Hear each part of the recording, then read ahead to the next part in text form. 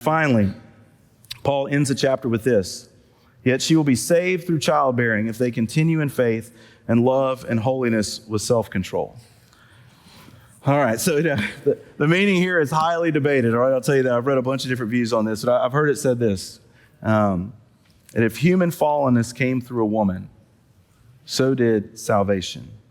Meaning, let me finish that since Eve was deceived and sinned first, isn't it appropriate that God sent salvation to his people through Mary being the one that gave birth to Jesus?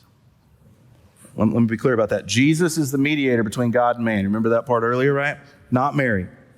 But Mary was the woman who carried Jesus through pregnancy and birthed him as a baby. I think you see a little bit of God's heart there. What a gracious God to fulfill the promise he made all the way back in Genesis, that the offspring of Eve would crush the head of Satan by defeating sin on the cross.